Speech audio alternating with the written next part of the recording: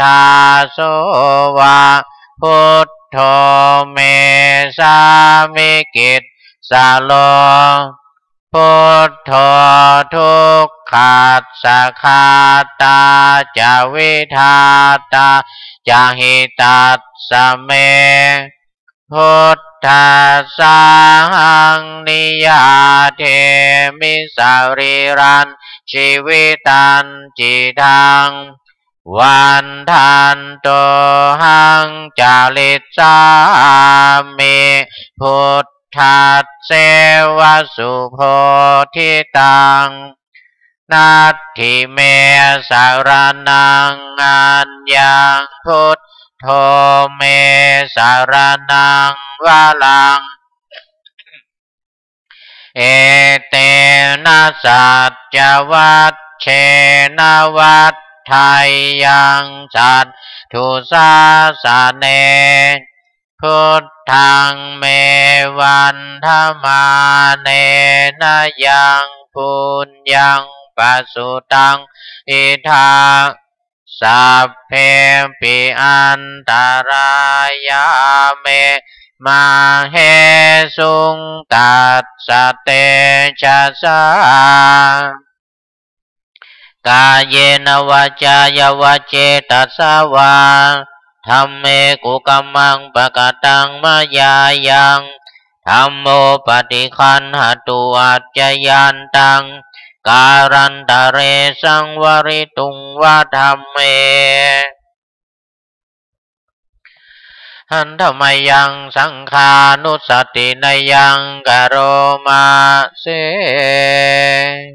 สุปฏิปันโนภะคะวะโตสาวกสังโฆอุชุปฏิปันโนภะคะวะโตสาวกสังโฆยายาปฏิปันโนภะคะวะโตสาวกสังโฆสามีจิปฏิปันโนภะคะวะโตสาวกสังโฆญาติทังจัตตาริปุริสายุคานิอัตถาปุริสาปุคลาเอสะภะคะวะโตสาวกสังโฆอาหุนายโยปาหุนายโยทักขินายโยอัญชลิกรณีโยอนุตตรังปุญญเขตังโลกัสสาติอันธรรมยังสังขาวิคิติงกโรมาเสสัทธัมมโชสุปฏิปันติคุณาทิยุตโตโยทัพพิโทอริยปุคลาสังฆเสทโธศีลาทิธรรมปวาลาสยกายจิตโตวันธามหังตัมมาริยานาคานังสุสุทังสังโฆโยสัพพปานินังสารนังเขมมุตตมังตติยานุสติทานังวันธามิตังสิเรนังสังฆาสาหัสสมิทาโสวะสังโฆเมสามิกิตสาโลสังโฆทุกขัสสะคาตาจาวิทาตาจาหิตัสสะเมสังฆาสาหังนิยาเทมิสาริรันชีวิตันจิตังวันทันโตหังจาริสามิสังฆาโสปฏิปันนาตังนัตถิเมสารนังอัญญังสังโฆเมสารนังวะลังเ เอเตนะสัจจวัชเชนะวัฏไทยังสัตถุสาสเนสังฆังเมวันธมาเนนะยังปุญญังปัสสุตังอิทาสัพเพปิอันตรายาเมมาเหสุงตัสสะเตชะสากายนวาจายวาเจตัสสะวาสังเคกุกัมมังปะกตังมยายังสังโฆปฏิคันหตุอัจจยันตังกาลันตะเลสังวลิตุงวะสังเค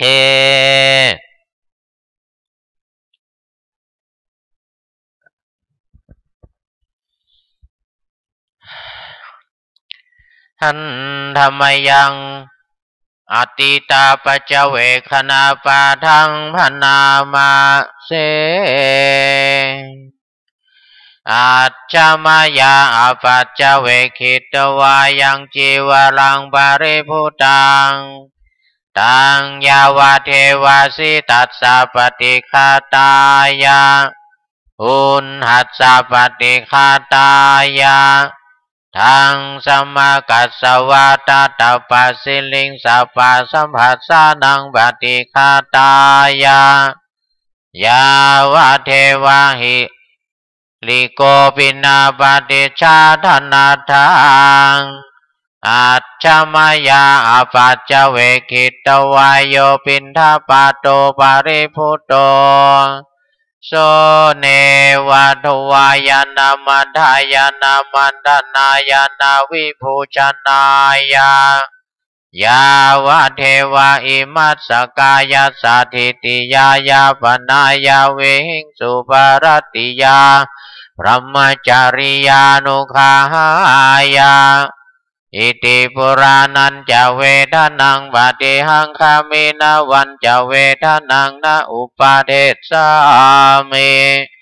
ยาตราจะเมภวิสติอนวัชตาจะภาสุเวหาโลจาติอาชมยาอปัจจเวคิตวายังเสนาสนังบาลิพุตังตังยาวะเทวาสิตัสสะปฏิฆาตายาอุนหัสสะปฏิฆาตายาทังสมกัสสวาตตาปัสสิลิงสัพพะสัมผัสสานังปฏิฆาตายายาวะเทวาอุตุปาริสยาวิโนทนังปฏิสันนานาลามัทธังอาชมายาอปัจจเวคิตวายโยคิลานาปัจจยาเพสัจจปาลิคาโลปาลิพุตโตโสยาวาเทวาอุปนานังไวยาภาธิกานังเวทนานังปฏิฆาตายาอาภยาปัจฉาปรมัตตายาติอันธรรมยังอุทิศนาทิฏฐานาคาทายโยพนามาเสอิมินาปุญญกรรมเมนาอุปัชฌายาคุณุตตราอาจาริโยปกาลาจามาตาปิตาจยาตกาสุริโยจันทิมาราชาคุณวันตานลาปิจาพรหมมาลาจาอินดาจาโลกาปาลาจาเทวตายาโมมิตามนุสาจามาจัตตาเวริกาปิจาสาเพสัตตาสุขีหนตุปุญญานิปกตานิเมสุขังจติวิทังเทนตุขีปังปะเปทโวมาตังอิมินาปุญญกรรมเมนาอิมินาอุทิเสนาจาขีปังสุราเพเจวาตันอุปาทานาเจทนังเยสันตาเนหินาธรรมายาวานิพานาโตมะมัง นาสันตุสัพพทาเยวายาตาจาโตภเวภเวอุชุจิตตังสติปัญญาสันเลโควิริยัมหินามาลาลาพันตุโนกาสังกาตุนจาวิริเยสุเมพุทธาธิปาวโรนาโทธัมโมนาโทวรุตตโมนาโทปัจเจกพุทโธจาสังโฆนาโทตารโรมะมังเตสุตมานุภาเวนะมาโลกาสังลาพันตุมา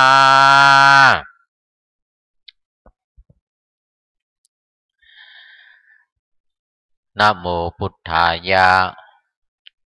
นะโมธัมมายะนะโมสังฆายะอัปปมาโนพุทโธอัปปมาโนธัมโมอัปปมาโนสังโฆพุทโธเมนาโถธัมโมเมนาโถสังโฆเมนาโถกัมมัฏฐานังเมนาถังกัมมัฏฐานะทายกาจริโยเมนาโถอะหัมพันเตวิปัสสนากัมมัฏฐานังยาจามิวิปัสสนากัมมัฏฐานังเตธัมเมพันเตอะหัมพันเตปิติขะนิกูปัจจาระสมาธิงยาจามิพันเตคาแด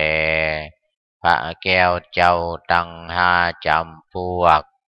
คือพระพุทธพระธรรมพระสงฆ์พระกรรมฐานและครูบาอาจารย์เจ้าบัดนี้ผู้ข้าขอภาวนาวิปัสสนากรรมฐานขอครูบาอาจารย์มีพระมหากัสสปะเป็นต้นจุงฮือกรรมฐานแก่ผู้ข้าขอปิติขะนิกาอุปจาระสมาธิธรรมจุงบังเกิดมีในตนตัวแห่งผู้ข้าคณะที่ผู้ข้าภาวนานี้แด่เธออิมังภาวนากรรมังอธิฏฐามิอิมังภาวนากรรมังอธิฏฐา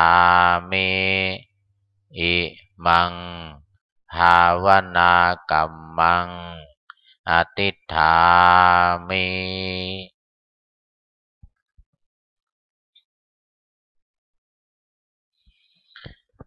ลำดับต่อไปทำสมาธิภาวนากรรมฐานสมถกรรมฐานวิปัสสนากรรมฐานโดยเฉพาะการปฏิบัติวิปัสสนากรรมฐานมีวิธีการคือการฟังการคิดและการกระทำวิตกวิจารณ์เพื่อให้เกิดความรู้ความเข้าใจเรียกว่ารู้แจ้งเห็นจริงตามสภาวะธรรมตามความเป็นจริงรู้จริงรู้แจ้งแล้วแทงตลอดได้แก่การหลุดพ้นการใช้ปัญญาตัวปัญญาขจัด อวิชชาคือความไม่รู้ความโง่ความเขลาให้หมดไปซึ่งเป็นตัวสุดท้ายในสังโยชน์10 ประการกิเลสที่คอยรัดรึงรัดนะสัตว์ทั้งหลายให้อยู่ในโลกนี้ให้ติดอยู่ในโลกนี้ไม่มีโอกาสพ้นไปได้เริ่มตั้งแต่สักกายทิฏฐิวิจิกิจฉาศีลพัตตปรมาสเป็นต้นไปอวิชชาเป็นตัวสุดท้ายการเกิดปัญญาเกิดความรู้เกิดความเข้าใจชัดเจนแจ่มแจ้งและสามารถใช้ปัญญานั้นตัดกิเลสตัณหาราคะสังโยชน์ทั้งหลายออกไปจากใจของเราได้นั่นเป็นเป้าหมายสูงสุดในพระพุทธศาสนาหรือไม่ถึงทั้งหมดอาจจะกำจัดออกไปเล็กๆน้อยๆบางส่วนก็เป็นขั้นตอนของการบรรลุขั้นตอนของการหมดกิเลสเช่นในสังโยชน์10 ประการหมดไป3 ข้อเป็นพระโสดาบันหมด3 ข้อนี้แล้วก็เพิ่มเติมคือเบาบางทำให้กิเลสความโลภความโกรธความหลงเบาบางลงเป็นพระสกทาคามีแล้วก็หมดกามราคะและปฏิฆะคือไม่มีความโกรธไม่มีราคะโลภะก็เรียกว่าเป็นพระอนาคามีแล้วก็สุดท้ายรูปราคะอรูปราคะมานะอุทธัจจะและอวิชชาตัวสุดท้ายอุทธัมภาคิยสังโยชน์ทั้ง5 ประการนี้หมดไปขจัดให้หมดไปก็เป็นขั้นสูงสุดคือขั้นอรหัตผลอรหัตตมรรคแล้วก็อรหัตผลเอาแล้ววันนี้มีรายการพระไตรปิฎกลอยฟ้าเข้ามาขั้นในช่วงของการปฏิบัติกรรมฐานวิปัสสนากรรมฐานนี้ก็ถือว่าเป็นการปฏิบัติกรรมฐานคือการฟังช่วงของสุตตมยปัญญานัยยะคือการฟังปัญญาความรู้สำเร็จ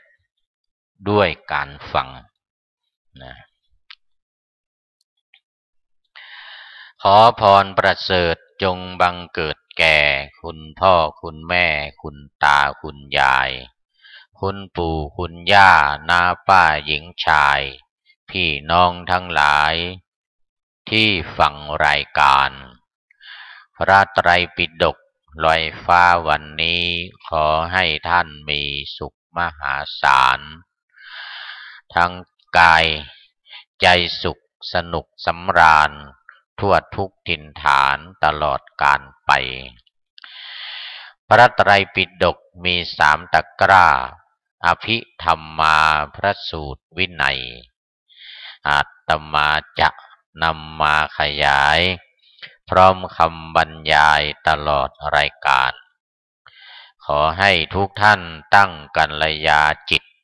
ฟังแล้วโปรดคิดถามเขียนแก่นสารโทรศัพท์เข้ามาในรายการหรือสนทนาผ่านเฟซไลฟ์ของเรารายการนี้มี4 เวลาเด่นเช้าสายบ่ายเย็นตามเกณฑ์ค่ำเช้าส่งจดหมายมาสถานีเราอยากจะให้เล่าเรื่องใดบอกมาอยากได้ซีดีหรือแฮนดิไดรฟ์เชิญ เชิญแจ้งมาใน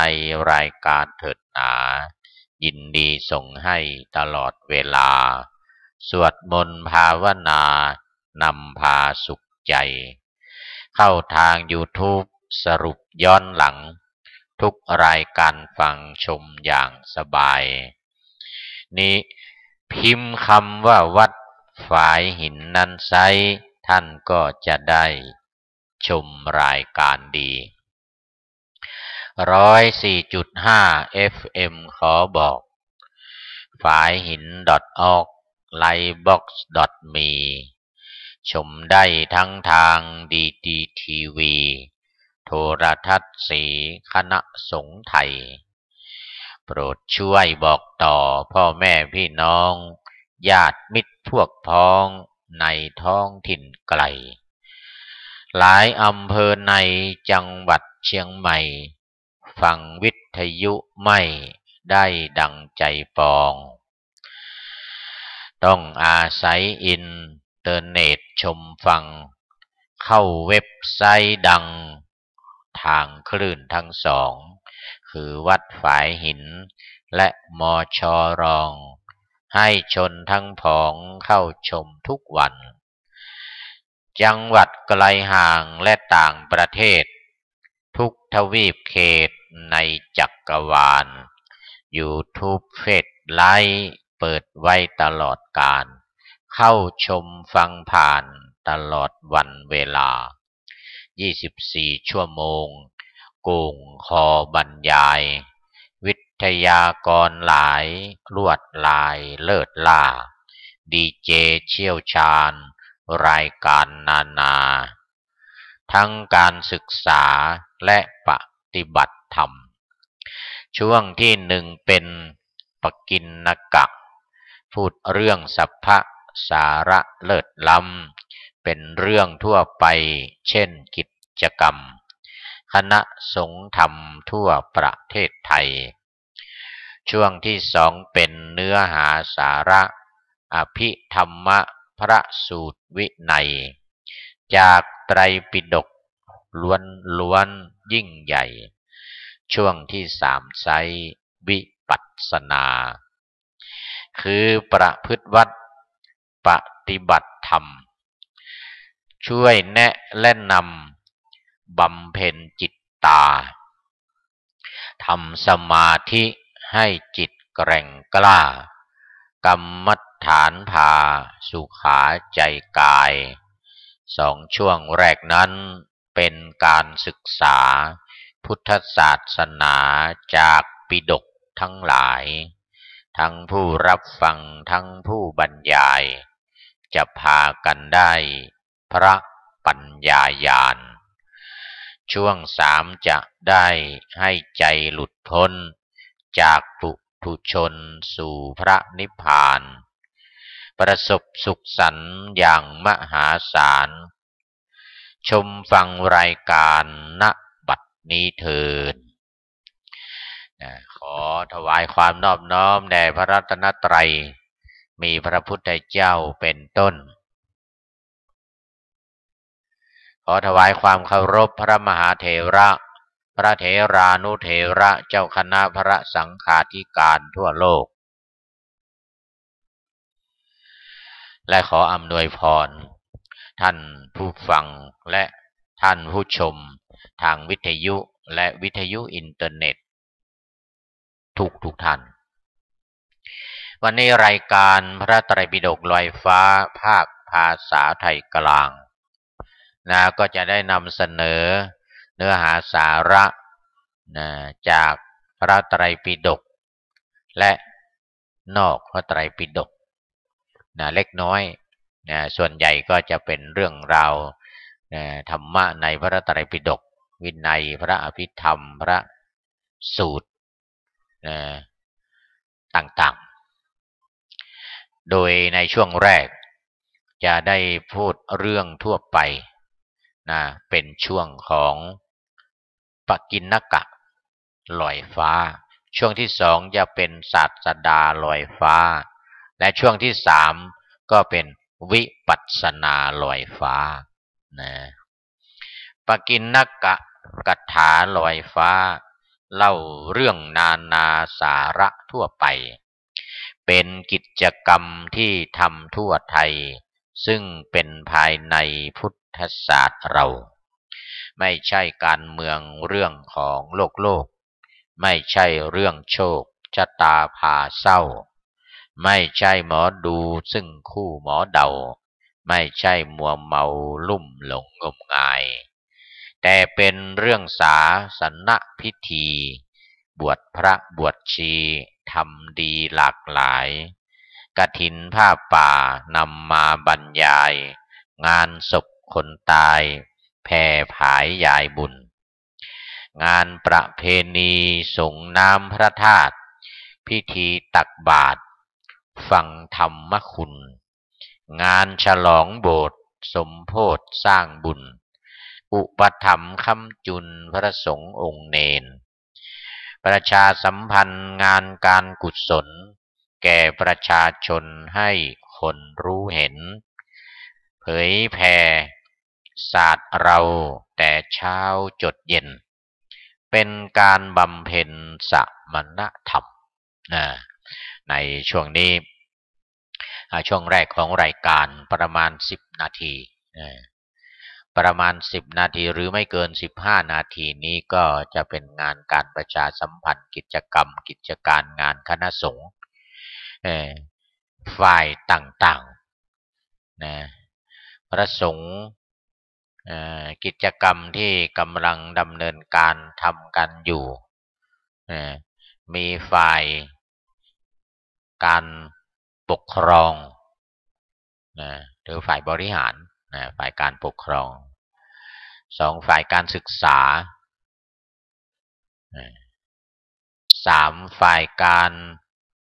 เผยแผ่4ฝ่ายการสงเคราะห์ขออภัยฝ่ายสาธารณูปการคือการก่อสร้าง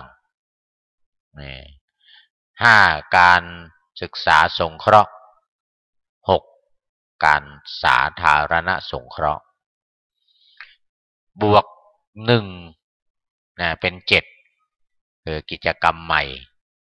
ในการปฏิรูปกิจการพระศาสนาบวก1ก็คือสำนักงานพุทธมณฑลพุทธมณฑลของแต่ละจังหวัดในประเทศไทยเริ่มตั้งแต่จังหวัดนครปฐมซึ่งเป็นพุทธมณฑลใหญ่ของคณะสงฆ์ไทยของคณะกรรมการมหาเถรสมาคมตั้งอยู่ที่อำเภอศาลายาจังหวัดนครปฐม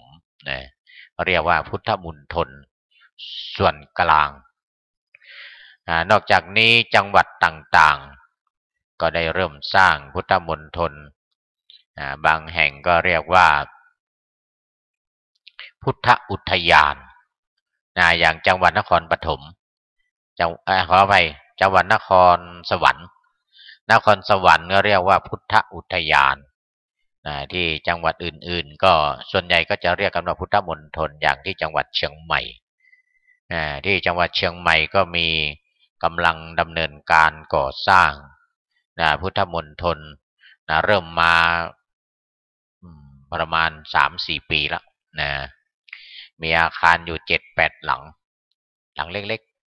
ๆกำลังจะสร้างหลังใหญ่สร้างหลังใหญ่เป็นหอประชุมใหญ่หอประชุมใหญ่ของพุทธมณฑลจังหวัดเชียงใหม่ซึ่งกำลังดำเนินการโดยมีพระเดชพระคุณหลวงพ่อเจ้าคุณพระพรหมมงคลหรือหลวงปู่ทองสิริมังคโลเป็นประธานในการดำเนินการสร้างงบประมาณ130 ล้านบาทขึ้นไปซึ่งมันยังจะเพิ่มเติมยังไม่รู้เท่าไหร่ก็ได้มีการประชุมตกลงแบบแผนแปลนการที่ ตั้งอะไรต่างๆเรียบร้อยแล้วนะก็จะเริ่มในเร็วๆนี้นะเริ่มในเร็วๆนี้ดังนั้นพูดถึงพุทธมณฑลเนี่ยก็เป็นกิจกรรมใหม่ความจริงพุทธมณฑลส่วนกลางที่จังหวัดนครปฐมนั้นสร้างมานานแล้วนะดำเนินการมานานแล้วแต่ว่ายังไม่เอ่อแพร่กระจายไปทั่วจังหวัดขอเข้าไปทั่วประเทศนะทั่วไม่กระจายไปทั่วประเทศก็กำลังว่าเริ่มนำเข้าสู่การปฏิรูปนะนำเข้าสู่การดำเนินการกันอย่างจริงๆจังๆเนี่ยเมื่อสักประมาณ3 ปีที่ผ่านมานี้นะ3 ปี4 ปีที่ผ่านมาเนี่ยคือนำเข้าสู่การปฏิรูปกิจการพระพุทธศาสนาร่วมกับหน้าที่หลักดังกล่าว6 อย่างเออคือการเผยแผ่การปกครองการศึกษาสงเคราะห์และสาธารณสงเคราะห์เนี่ย6 อย่างบวกเข้ามาอีก1เป็นบวกมาอีก1เป็น7คือพุทธมณฑลนะอย่างตอนนี้ก็มีหลายจังหวัดนะมีขึ้นมาแล้วหลายจังหวัดอืมนี่ก็เป็นกิจกรรมที่กำลังดำเนินการกันถามว่าพุทธมณฑลเนี่ยมีทำไมนะพุทธมณฑลถือว่าเป็นสถานที่ที่สำคัญเป็นจุดศูนย์รวมจุดศูนย์รวมต่างๆวัดต่างๆมีทั่วประเทศไทยก็จริงทั่วทุกจังหวัดทุกอำเภอตำบลทุกหมู่บ้านนะก็ว่าได้ก็จริงแต่ว่ามันเป็นการเฉพาะนะหมู่บ้านใดหมู่บ้านนั้นตำบลใดตำบลนั้นอำเภอใดอำเภอนั้นจังหวัดใดจังหวัดนั้นมันไม่ทั่วไปนะนี่ที่ใช้ทั่วไปเป็นกิจกรรมใหญ่เป็นกิจกรรมกลางศูนย์กลางการดำเนินงานการทำงานของคณะสงฆ์ไทยก็คือที่จังหวัดนครปฐมแล้วก็ทั่วไปจังหวัดอื่นต่อไปก็จะเป็นศูนย์กลางของจังหวัดนั้นๆนะ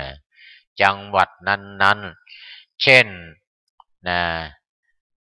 กิจกรรมด้านงานการปกครองอย่างเงี้ยด้านงานการปกครองปัจจุบันนี้การปกครองคณะสงฆ์ไทยเรานี่ก็อ่าตำแหน่งเจ้าคณะจังหวัดตกอยู่ที่เจ้าอาวาสรูปใดอยู่วัดใดนะสำนักงานก็จะไปอยู่ที่วัดนั้นนะเปลี่ยนไปเรื่อยรองเจ้าคณะจังหวัดอยู่วัดใดสำนักงานก็จะไปอยู่ที่นั่นนะอย่างเช่นรองเจ้าคณะจังหวัดสองรูป2 วัดก็จะอยู่2 วัดนะต่อไปนะจะไม่เป็นอย่างนั้นก็คือว่านะสำนักงานเจ้าคณะจังหวัดหรือแม้แต่สำนักงานพระพุทธศาสนาแห่งชาติประจำจังหวัดเนี่ยจังหวัดเชียงใหม่ทุกจังหวัดเนี่ยตอนนี้ก็ไปอยู่ที่โน่นที่นี่นะอยู่ที่ศาลากลางจังหวัดบ้างไปอยู่ที่อำเภอบ้างอะไรบ้างไงนะเออต่อไปก็จะไปอยู่รวมกันที่พุทธมณฑลหรือพุทธอุทยานก็ตามของจังหวัดนั้นๆสำนักงานของหลวงพ่อเจ้าคณะจังหวัดรองจังหวัดนะหรือแม้แต่อืม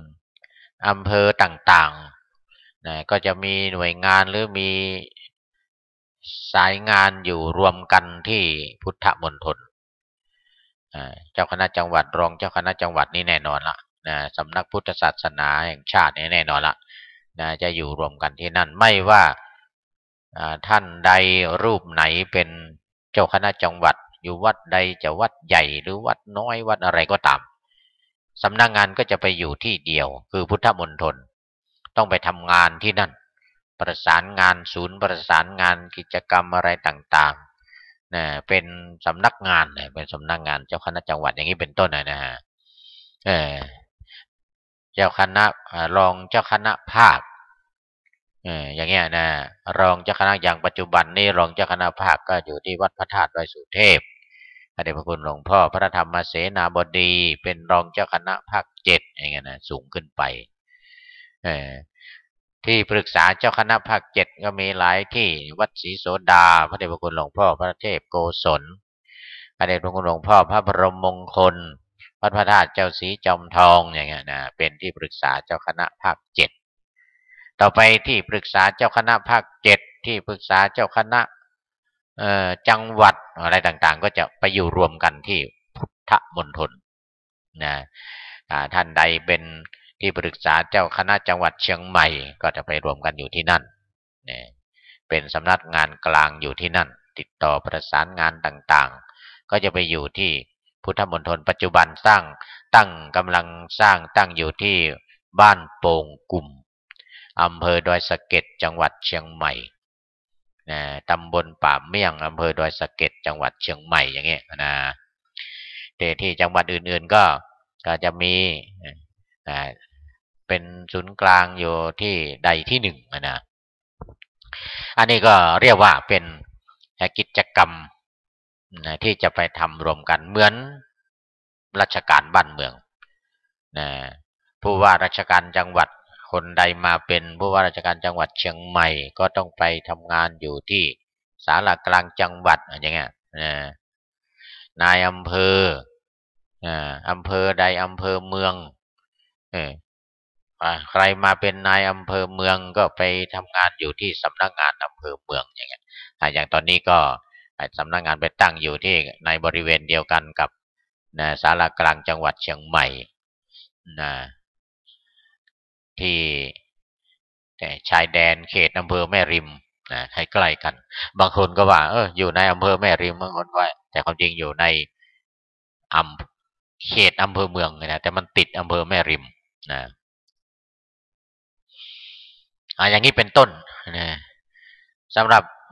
กิจการงานต่างๆก็จะได้ไปรวมกันไปทำพร้อมกันอย่างตอนนี้ก็เริ่มตอนนี้ก็เริ่มแล้วที่นะที่พุทธมณฑลจังหวัดเชียงใหม่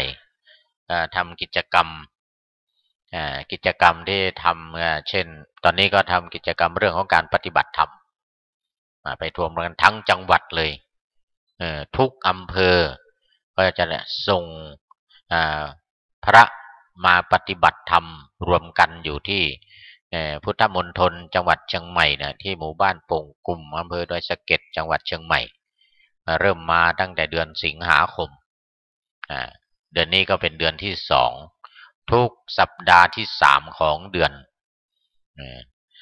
เดือนที่แล้วเดือนสิงหาคมเริ่มแรกก็100กว่ารูป103รูปรวมทั้ง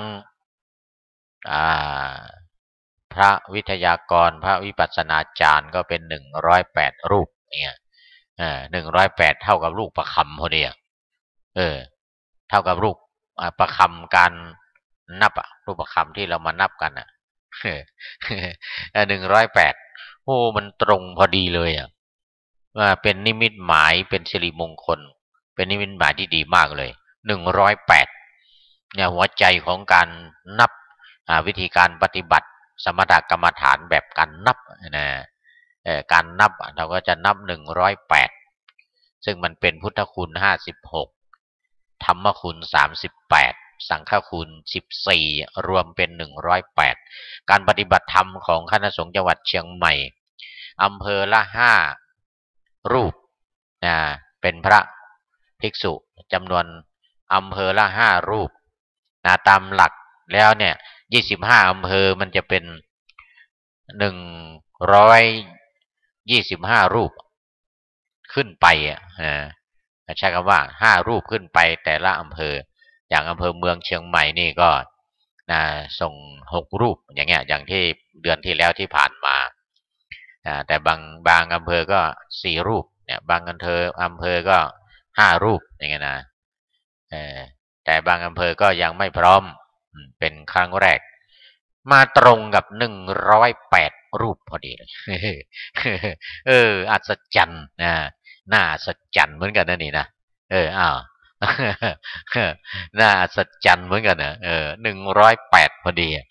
นะเมื่อวานนี้ประชุมกันนะที่พุทธมณฑลเอ่ออำเภอดอยสะเก็ดนะมีพระเดชพระคุณหลวงพ่อพระราชโพธิวรคุณเจ้าคณะอำเภอดอยสะเก็ดเป็นประธานแทนพระเดชพระคุณหลวงพ่อเจ้าคณะจังหวัดนะที่พุทธมณฑลจังหวัดเชียงใหม่เอตะลึงกันเลยพอพระเดชพระคุณหลวงพ่อพระภาวนาธรรมาภิรัตน์นะพระวิปัสสนาจารย์นะประจำได้ตอบคำถามในที่ประชุมว่าพระที่มาปฏิบัตินะเมื่อครั้งที่ผ่านมาเนี่ยรวมทั้งพระวิทยากรนะรวมทั้งวิปัสสนาจารย์5 รูปแล้วก็โยคีผู้ปฏิบัตินะ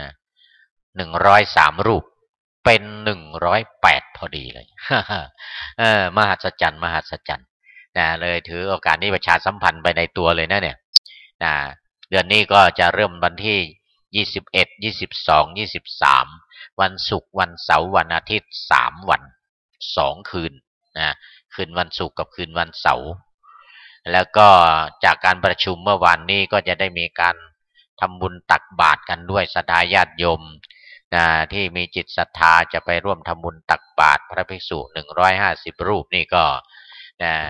ขอเชิญชวนละเท่านี้นะเชิญชวนไปร่วมปฏิบัติขออภัยไปร่วมทำบุญตักบาตรเวลา7 นาฬิกา6 นาฬิกา30 นาทีก็ไปพร้อมกันเลย7 นาฬิกาพระก็จะออกรับอาหารบิณฑบาตนะที่พุทธมณฑลในนั้นแหละนะไปรวมกันนะทำบุญในตักบาตรกันในนั้น2 วันวันเสาร์กับวันอาทิตย์ก็ครั้งนี้ก็จะเป็นวันเสาร์ที่22กับวันเสาร์ที่20วันอาทิตย์ที่23ตอนเช้าเวลา7 นาฬิกานะก็ได้รับการอุปถัมภ์นะจากหมู่บ้านญาติโยมนะหมู่บ้านหมู่4กับหมู่6และอยู่ใกล้กับสถานที่บ้านโป่งกลุ่มนะเป็นเจ้าภาพถวายภัตตาหารเช้าคือข้าวต้มนะวันที่6หมู่4วันที่22หมู่4วันที่23หมู่6ในตำบลป่าเมี่ยงหมู่4กับหมู่6ตำบลป่าเมี่ยงในครั้งต่อไปก็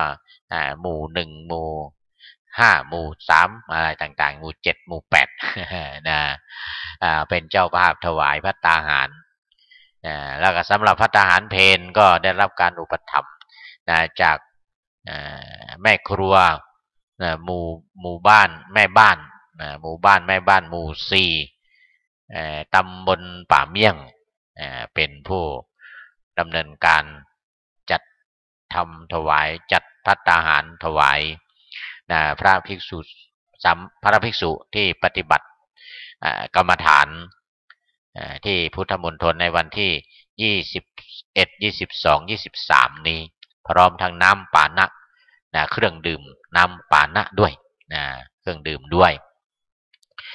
นี่ก็ต่อไปก็เนี่ยก็ถือโอกาสนี้ประชาสัมพันธ์นะในจังหวัดเชียงใหม่หมู่บ้านใด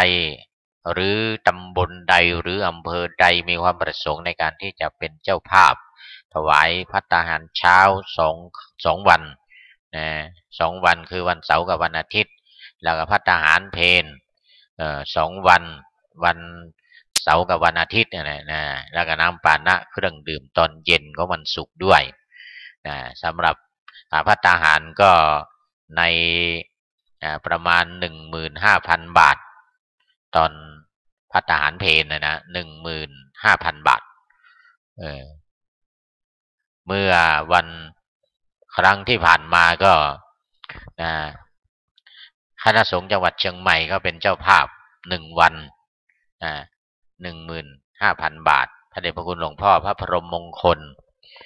เป็นเจ้าภาพ1 วันหลวงพ่อหลวงปู่ทองวัดพระธาตุสีจอมทองเป็นเจ้าภาพพร้อมกับญาติโยม1 วัน 15,000 บาท 15,000 บาทแล้วก็ครั้งนี้วันที่ 22กับ23นี่ก็ได้รับความเมตตาจากพระเดชพระคุณหลวงพ่อหลวงปู่หลวงปู่ทองสิริมังคโลหลวงปู่พระพรหมมงคลนะ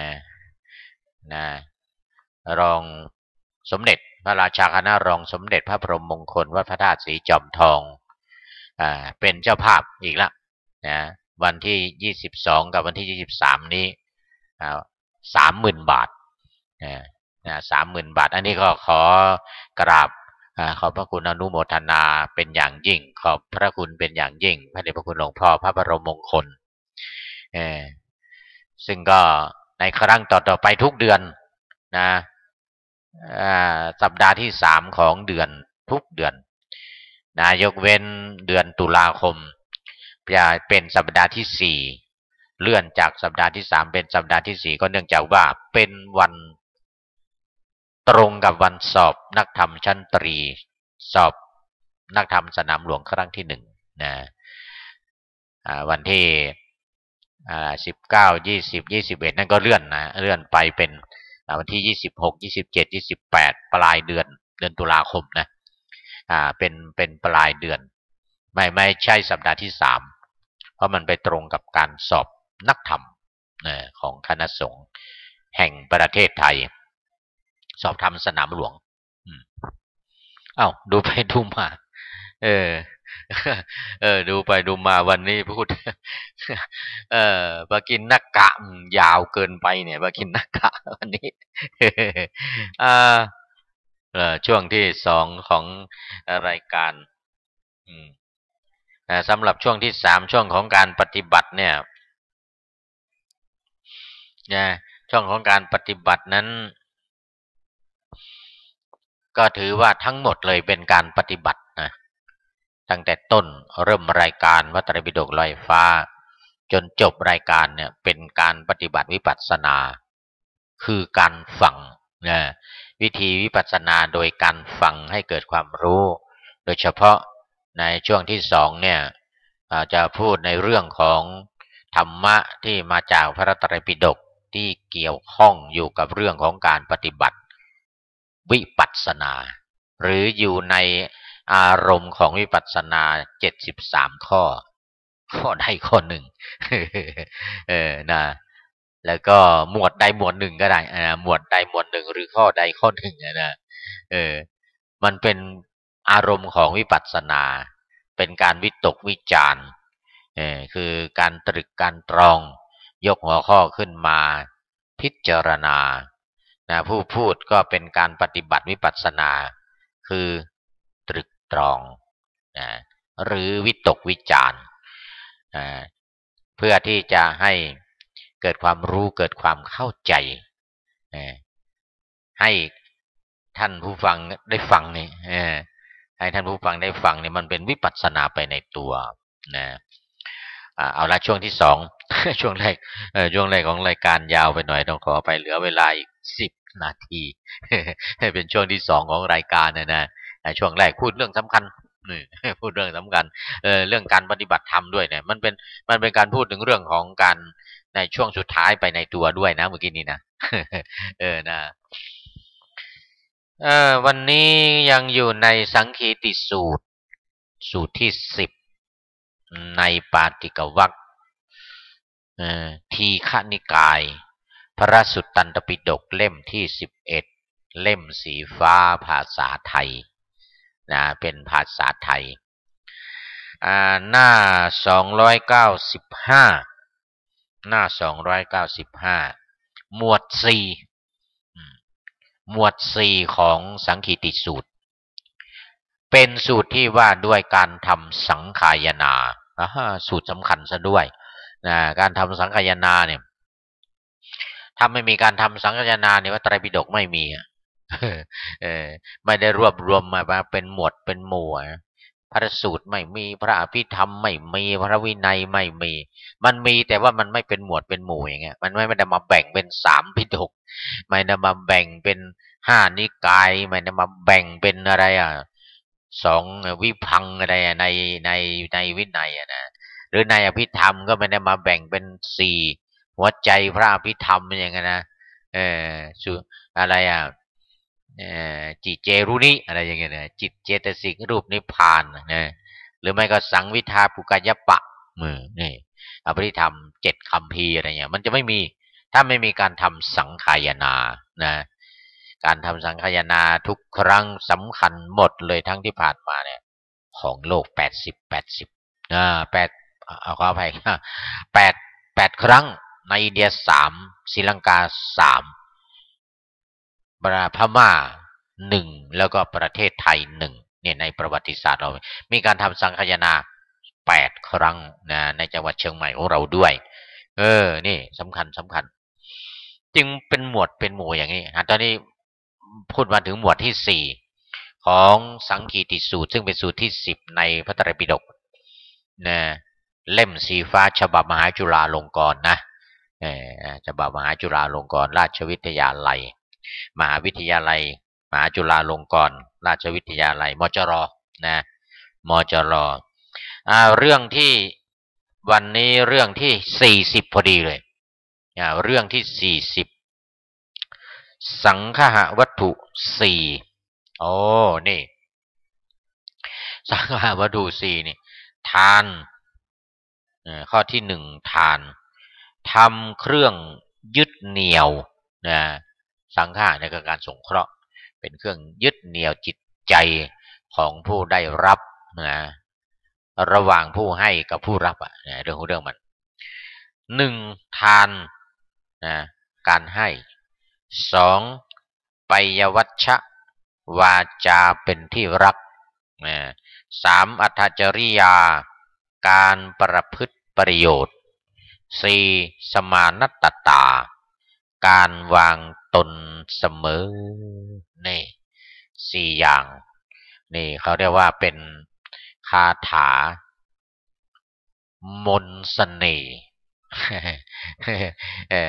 ทำหมวดนี้เนี่ยนะเป็นที่รู้กันพระเทศเป็นประจำไปงานศพไปงานอะไรที่ไหนก็จะได้ยินพระเทศอยู่เป็นประจำอยู่บ่อยๆเป็นเรื่องสำคัญเป็นคาถามหาเสน่ห์เรียกว่าภาษามหารรวยภาษามหาเสน่ห์ว่าแล้วเนี่ยมีเสน่ห์ทำแล้วมีเสน่ห์ยังไงเขาเรียกว่ามันเป็นทำเครื่องยึดเหนี่ยวจิตใจของคนเรานะที่อยู่ด้วยกันนะยังมีพุทธภาษิตที่พระองค์ตรัสว่าทัทธมาโนปิโยโหติว่างั้นนะผู้ให้ย่อมเป็นที่รักผู้ให้ย่อมเป็นที่รักแล้วก็มีว่าคนหมู่มากย่อมคบเขาว่างั้นนะเนี่ยโดยเฉพาะข้อเดียวข้อที่1เนี่ยโอ้โหสามารถถูกใจนะคนทั้งหลายนะให้รักกันให้มีความผูกพันซึ่งกันและกันนะแล้วก็2วาจาเป็นที่รักการพูดในเกี่ยวกับการพูดนะการพูดวาจาเป็นที่รักเนี่ยรสอ้อยตาลหวานลิ้นอย่างสิ้นซากเนี่ยเห็นเหมือนกับสุนทรภู่ว่านะแต่ลมปากหวานหูมิรู้หายเจ็บอื่นหมื่นแสนมิแคลนคลายเจ็บจนตายไม่เท่าเหน็บให้เจ็บใจมันเป็นดาบสองคมนะนี่นะนี่เรื่องมันวาจานะมันเป็นดาบสองคมนะมันคมนะถ้าคมแบบไปในทางที่ไม่ดีค่อนข้างเหน็บแนมค่อนข้างเป็นการด่าเป็นการด่าแม้ว่าจะเป็นการด่าแบบนิ่มๆนะด่าแบบมีดโกนอาบน้ำผึ้งด่าแบบนิ่มๆบางทีฟังไม่รู้นะโอ้พูดหวานพูดคมแต่มันเป็นการด่าไปในตัวนะไม่เป็นหรอกผู้พูดนี่ทำไม่เป็นหรอกเออเห็นคนอื่นเขาพูดกันเขาทำเป็นแต่ถ้าเป็นวาจาที่อ่อนหวานอ่อนโยนอ่อนหวานเนี่ยนะก็เป็นที่รักวาจาเป็นที่รักคนหมู่มากก็ชอบ คนหมู่มากจะชอบคนพูดหวานพูดแต่ต้องระวังเนี่ยเออต้องระวังการพูดหวานพูดดีบางทีมีรับลมคมในให้รับลมคมในเขาเรียกว่าปากหวานก้นเปรี้ยวทางภาคเหนือนี่ถือกันมากเลยเพราะว่าปากหวานก้นส้มหมอนี่ปากหวานก้นส้มต้องระวังต้องระวังนะแต่ยังไงก็เป็นเรื่องดีนะปัยวัชชะเนี่ยนะปัยวัชชะหรือวาจาเป็นที่รักนะอันนี้เป็นวาจาที่ดีวาจาเป็นที่รักแต่ไม่มีแอบแฝงไม่มีหน้าไหว้หลังหลอกไม่มีหน้าไหว้หลังหลอกเป็นวาจาต้องระมัดระวังด้วยข้อที่สามอัตถจริยาเนี่ยอัตถจริยาคือการทำประโยชน์แก่คนอื่นนะทำทั้งพูดโดยเฉพาะการท